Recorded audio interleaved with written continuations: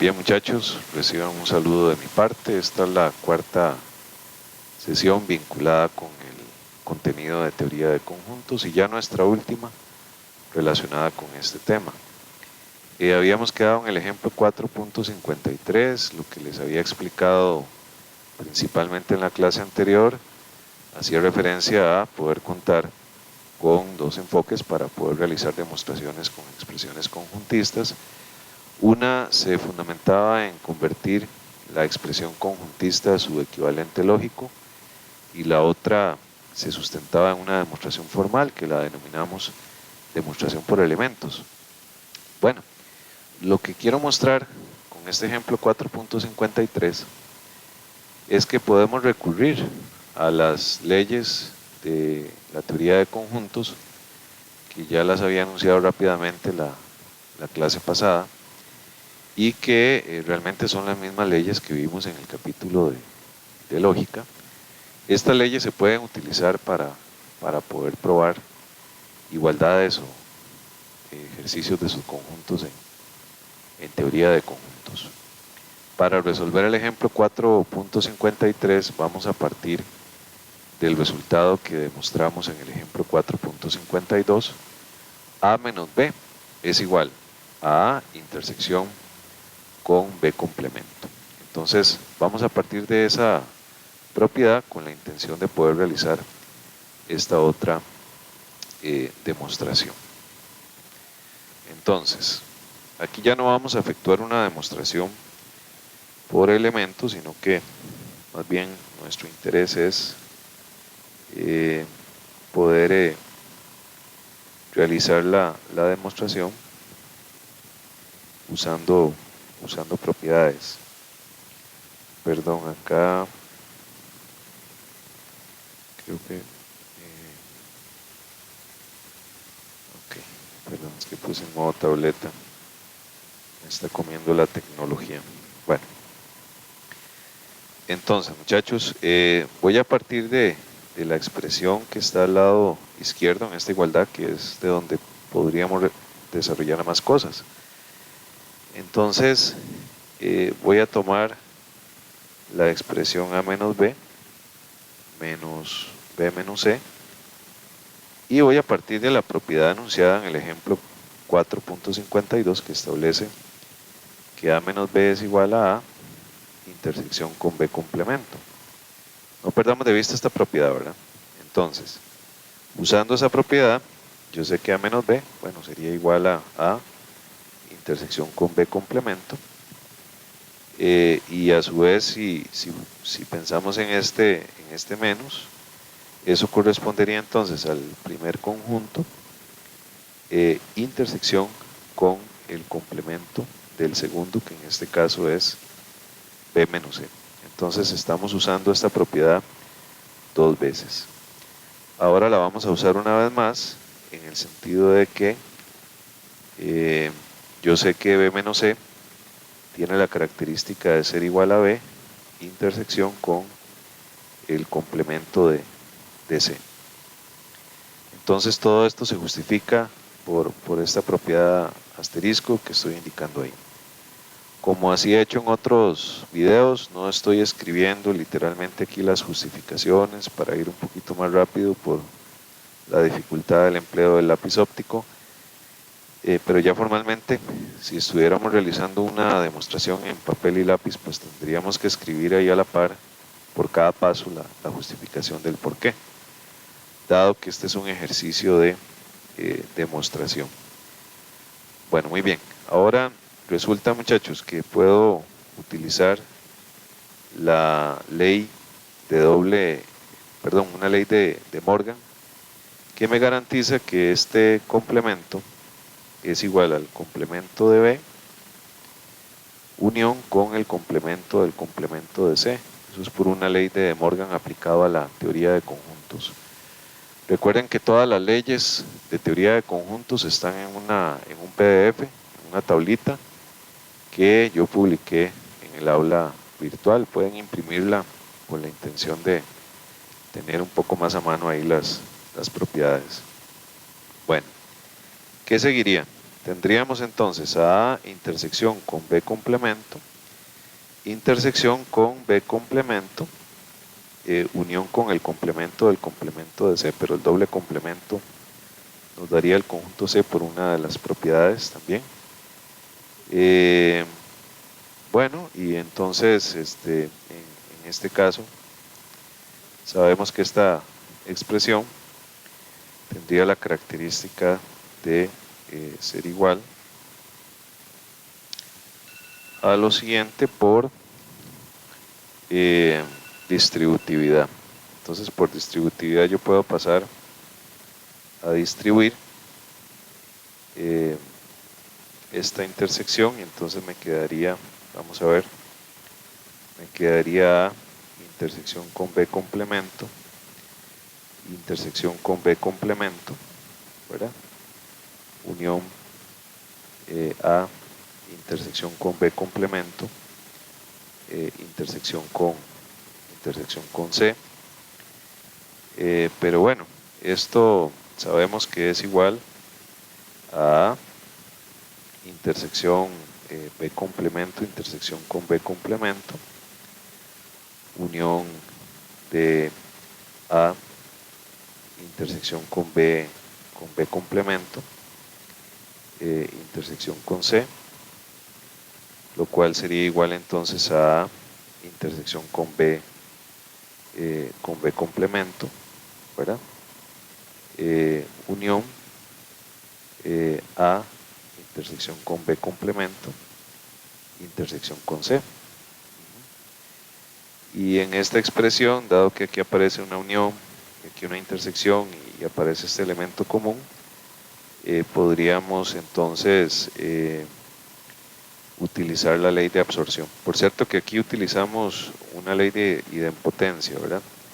Sabemos que la intersección de un conjunto con un conjunto da el mismo conjunto.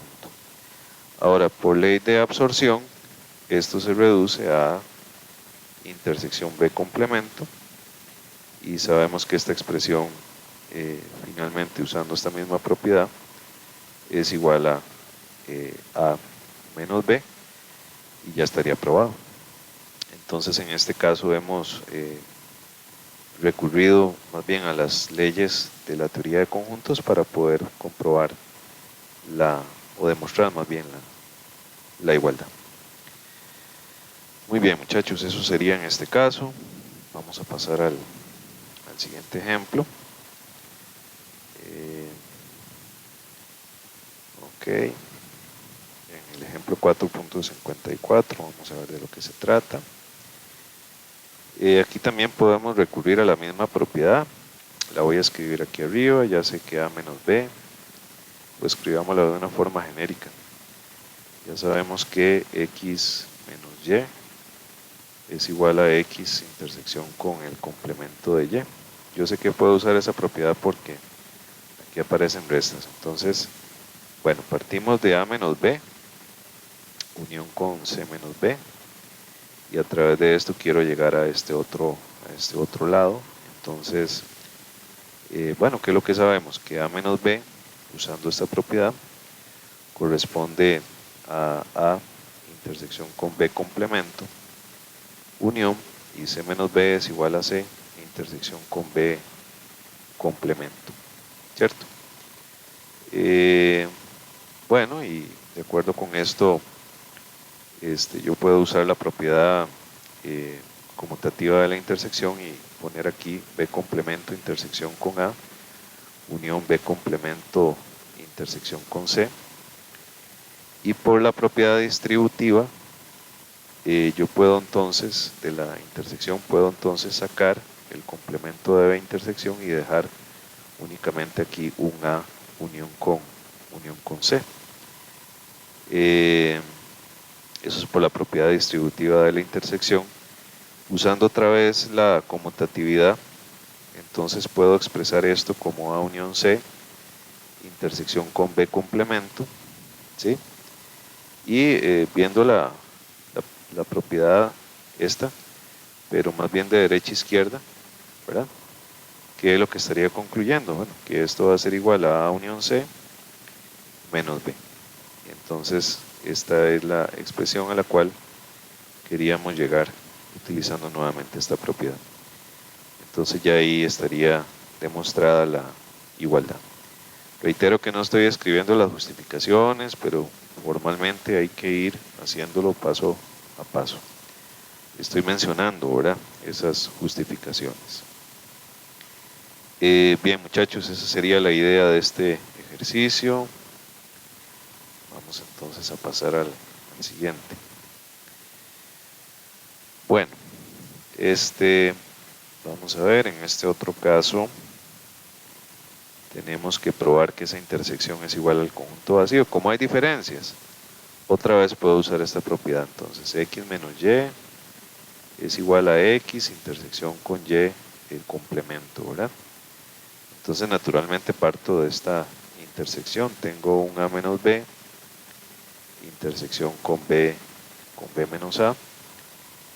Y entonces esto va a ser igual, usando esta propiedad, a intersección b complemento, intersección b, intersección con a complemento. Pero como la intersección es asociativa y también es conmutativa, pues yo podría entonces empezar a conmutar y asociar y dejar entonces a intersección con a complemento, intersección b, intersección con b complemento. Repito, por la conmutatividad y asociatividad de la intersección. Y resulta que a intersección con a complemento, ¿a qué es igual? ¿Lo recuerdan? Bueno, eso es igual al conjunto vacío. Y entonces esta sería la intersección de vacío con vacío, que por una ley de idempotencia se vuelve a dar vacío, y ya ahí estaría probada la igualdad en el ejemplo. ¿De acuerdo? Entonces, ya ahí estaría resuelto. ¿Sí? Bueno, muy bien. Vamos entonces a pasar al siguiente ejercicio. En este caso quiero, suponiendo que A es un subconjunto de B, vamos a suponer esto. Quiero probar que el conjunto potencia de A es un subconjunto del conjunto potencia de B. ¿Se acuerdan del conjunto potencia, verdad? Que es el conjunto de subconjuntos del conjunto dado. Bueno, vamos a hacer eso. Para esto vamos a utilizar una demostración formal, el enfoque por elementos. Entonces, yo voy a partir de tomar a un X que pertenece al conjunto potencia de A, y mi interés es demostrar que entonces estaría en el conjunto partes de B. Pero bueno, si X pertenece al conjunto potencia de A, pues entonces esto ¿qué es lo que va a implicar? Lo que va a implicar es que X sería un subconjunto de A por la definición del conjunto partes, ¿verdad? Pero yo sé por hipótesis que A es un subconjunto de B. Entonces, si X es un subconjunto de A, y al mismo tiempo yo sé que A es un subconjunto de B por una propiedad transitiva, naturalmente esto va a implicar que X es un subconjunto de B, y si X es un subconjunto de B tiene que estar en su conjunto partes, de tal manera que entonces ya ahí estaría aprobado esto simplemente por la definición del conjunto potencia, ¿no? Bueno, y el paso anterior por una propiedad transitiva, ¿verdad?, de subconjuntos. Entonces, si todo elemento que está en el conjunto partes de A también está en el conjunto partes de B, por lo tanto, eso estaría indicando que el conjunto partes de A es un subconjunto del conjunto partes de B, y ya estaría aprobado. ¿De acuerdo? Está sencilla esta demostración. Bueno, muy bien. Vamos entonces a pasar al siguiente ejercicio, el ejercicio 4.57. Dice que sean A y B dos conjuntos no vacíos. Quiero demostrar que el conjunto partes de A es igual al conjunto partes de B si y solo si A es igual a B. Ese sí y solo si, recordemos que corresponde a una proposición bicondicional, por lo tanto va en ambas direcciones. Es decir, si yo quiero hacer esa demostración, debo de probar dos implicaciones, ¿verdad? La primera implicación partiría del hecho de suponer que el conjunto partes de A es igual al conjunto partes de B, y entonces a través de eso, ¿verdad? Deberíamos poder demostrar entonces que A es igual a B.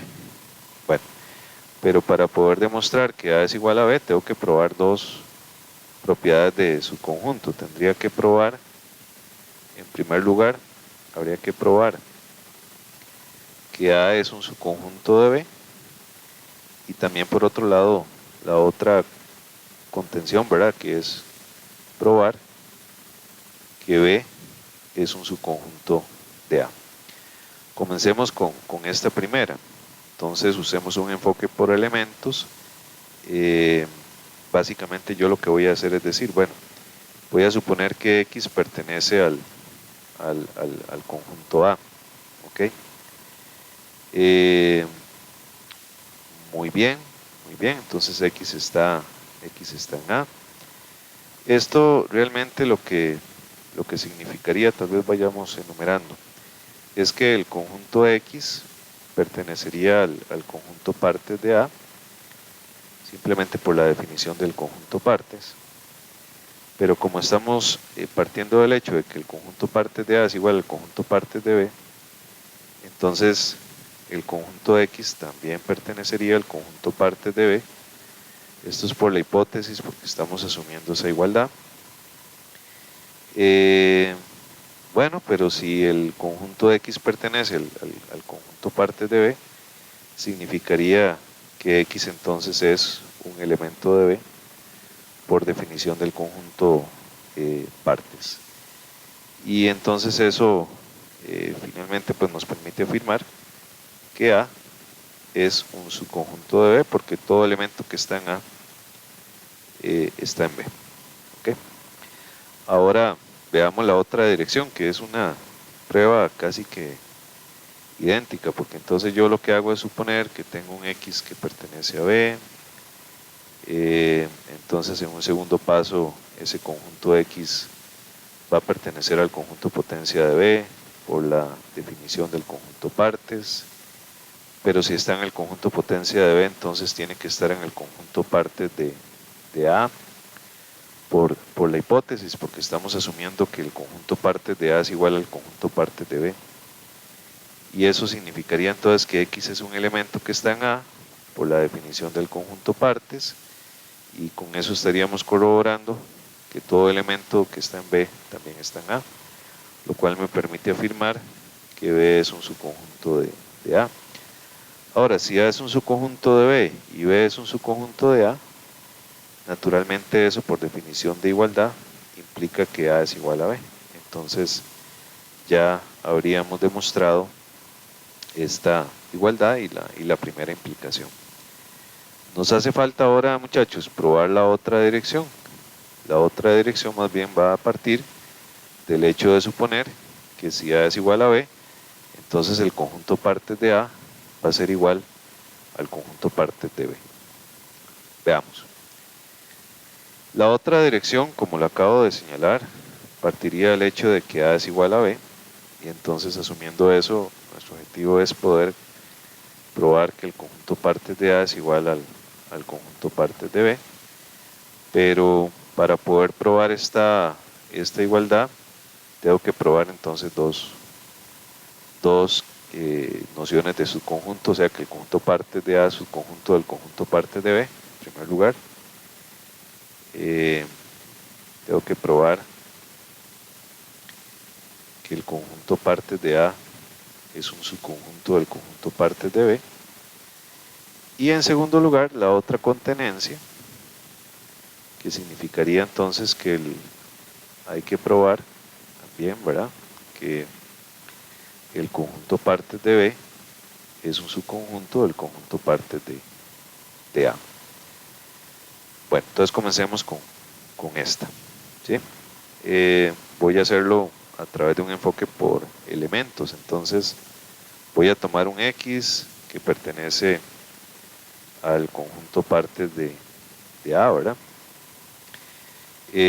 Bueno, si X es un elemento del conjunto partes de A, pues entonces eso lo que quiere decir es que X es un subconjunto de A por la definición del conjunto partes, pero como estamos suponiendo que A es igual a B, significaría que X es un subconjunto de B por la hipótesis que me afirma que esos dos conjuntos son iguales.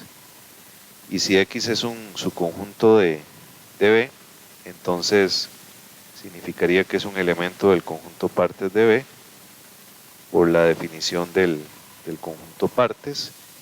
Y bueno, si todo elemento que está en el conjunto partes de A también está en el conjunto partes de B, lo que eso nos permite afirmar es que el conjunto partes de A sería un subconjunto del conjunto partes de B por definición de subconjunto, ¿verdad? Bueno, el otro lado es prácticamente lo mismo. Yo lo que haría con un enfoque por elementos es partir de un X que pertenece al conjunto partes de B. Entonces, eso significaría que X es un subconjunto de B por la definición del conjunto partes, pero como el conjunto A es igual al conjunto B, significaría entonces que X es un subconjunto de A por la hipótesis, ¿ok? Y si X es un subconjunto de A, tiene que ser un elemento del conjunto partes de A, por definición del conjunto partes, y finalmente pues estoy comprobando que todo X que está en el conjunto partes de B también está en el conjunto partes de A, lo cual quiere decir que el conjunto partes de B sería un subconjunto del conjunto partes de A por la definición de subconjunto. Y si se dan estos dos contenciones, simple y sencillamente por definición de igualdad, tendríamos que el conjunto partes de A es igual al conjunto partes de B por definición de igualdad entre conjuntos. Entonces ya ahí estaría probado. ¿Okay? Esa sería la idea. Muy bien. Bien.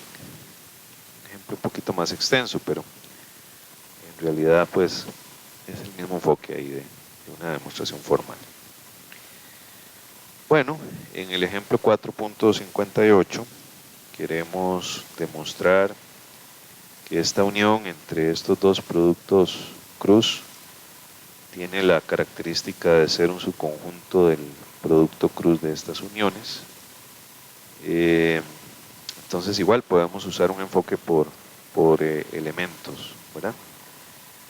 Nosotros sabemos que como aquí estamos hablando de un producto cartesiano, los elementos que están vinculados con este primer conjunto del cual vamos a partir tienen la característica de ser un par ordenado. Entonces, para tomar un elemento de ese conjunto voy a hablar de un par ordenado X, Y, y voy a suponer que ese es un elemento de A, producto cartesiano con B, unión C, producto cartesiano con D.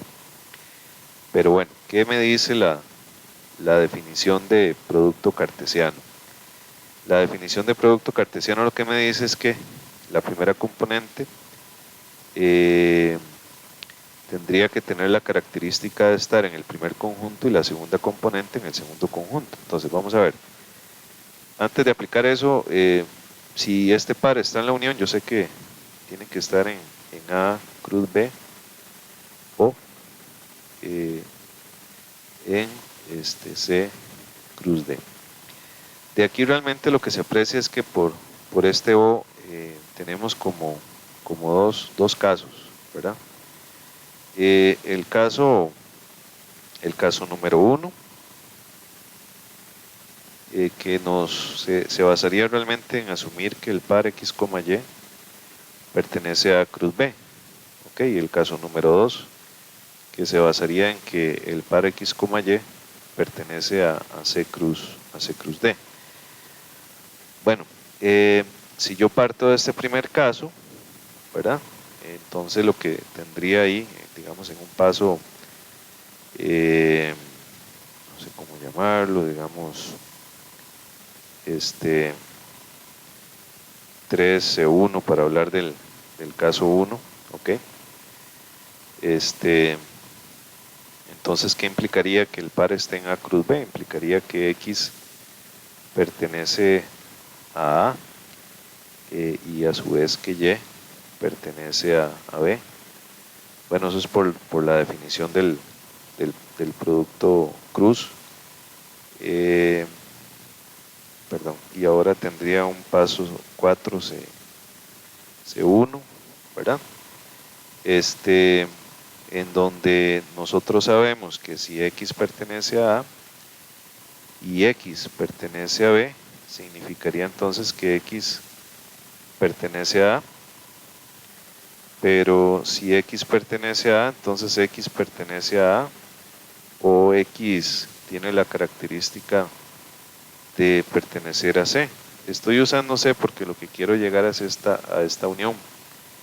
Esto lo sabemos por la propiedad de adición, ¿cierto? Por la propiedad de adición. Y entonces, perdón, aquí es 5, aquí sería 6.C1. Si yo sé que X está en A o X está en C, significaría que X está en A unión C, por definición de unión de conjuntos. Muy bien. Muy bien, muchachos. Entonces, déjenme,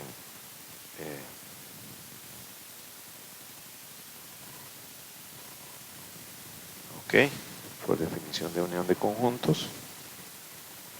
Ok, entonces,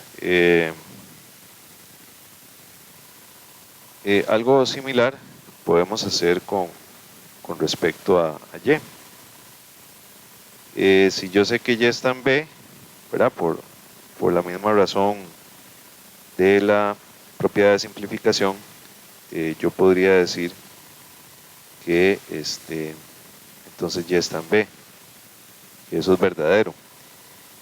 Y a su vez, podría decir en otro paso, ¿verdad? Que Y está en B o Y está en D. Aquí estoy usando el D porque quiero llegar a esta unión.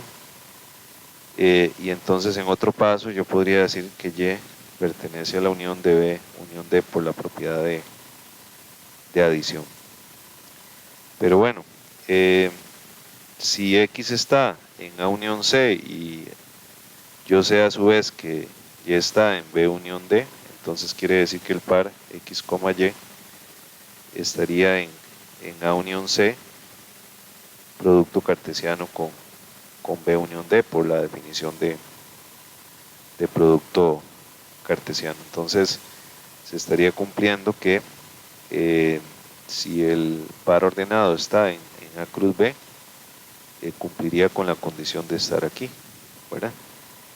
Y en el caso 2, las ideas son muy similares. Si yo estoy partiendo de que X, Y pertenece a C cruz D, pues realmente aquí, en este caso 2, lo que significaría es que X pertenece a C y a su vez Y pertenece a D.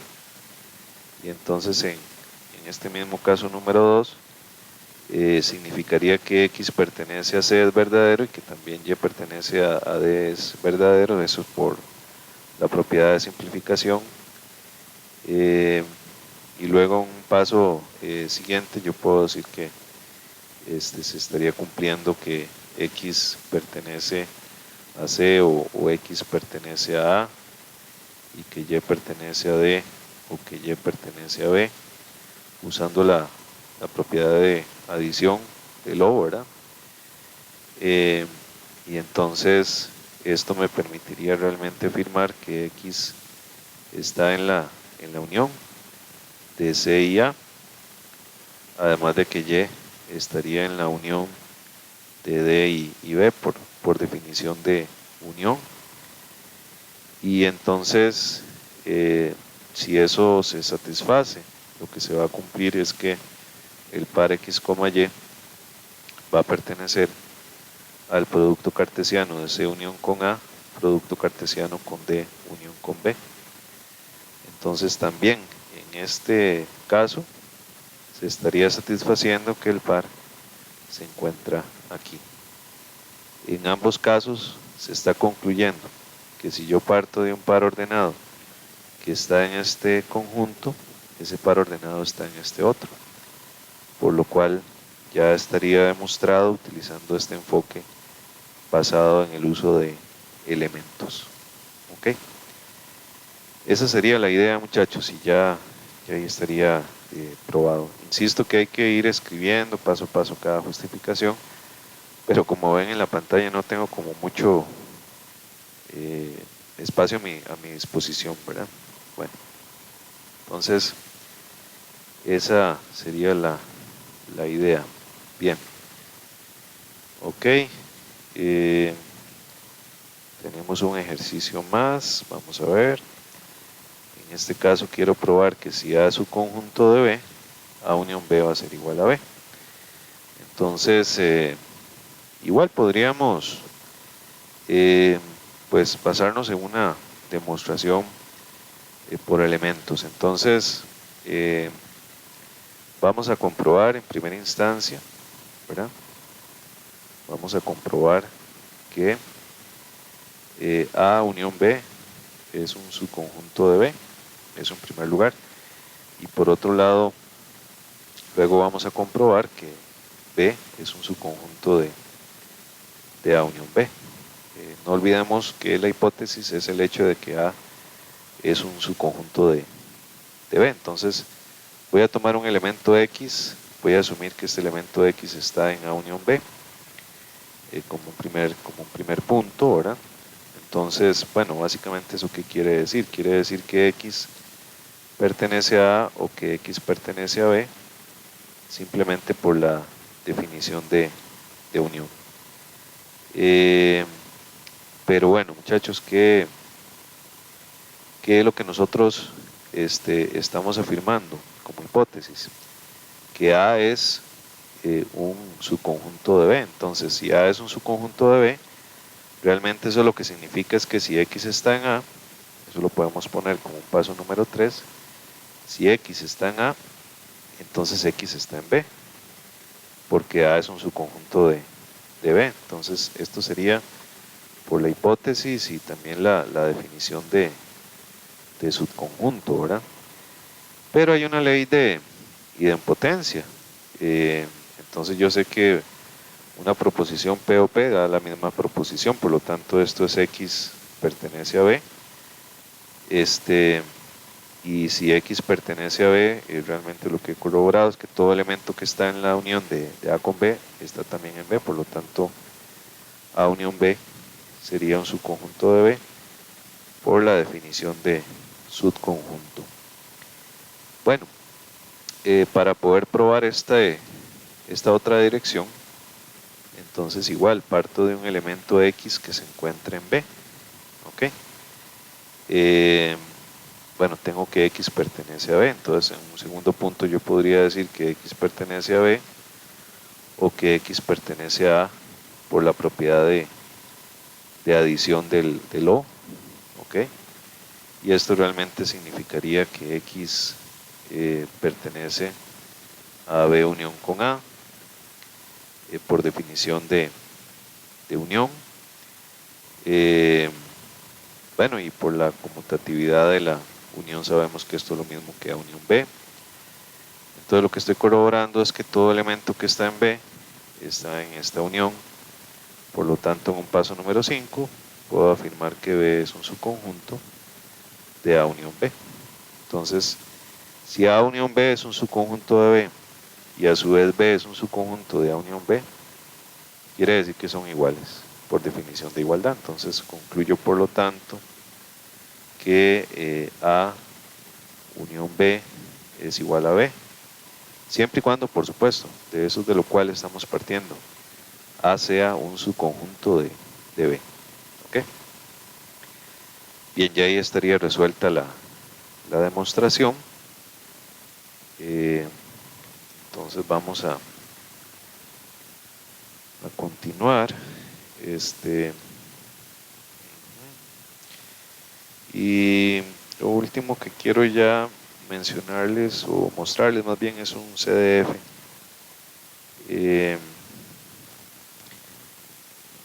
Bueno, este CDF es interesante. Mira, no me funciona. Está roto el vínculo, pero veámoslo en la web. Ok. Es un CDF interesante porque básicamente lo que nos permite es poder, tengo media lenta la conexión a internet, lo que nos permite es poder crear diagramas de Venn. Entonces dice que esta es una expresión simplificada, es una calculadora, digámoslo así, simplificadora de operaciones combinadas de conjuntos, pasando a su equivalente lógico y brindando el diagrama de Venn correspondiente. Nada más hay que respetar ciertas sintaxis. La U se usa para la unión, la I para la intersección. La M se usa para la diferencia, el DS para diferencia simétrica y la N para el complemento. Entonces, por ejemplo, vamos a escribir por ahí una expresión. Déjenme colocar esta tableta en el teclado. Ok. Si me funciona porque ya. Bueno, entonces, qué sé yo, muchachos. Por ejemplo, pensemos en una expresión como A unión B, diferencia simétrica con D, intersección C. ¿Ok? Yo puedo pasarle al CDF esa expresión tal cual, usando la sintaxis, eso sí, que acabo de mencionar. Entonces aquí yo pondría A, U, B para indicar A unión B. Como viene la diferencia simétrica, voy a ponerle un DS. Y ahora le escribo D y C. ¿Ok? Entonces, bueno, voy a presionar simplificar.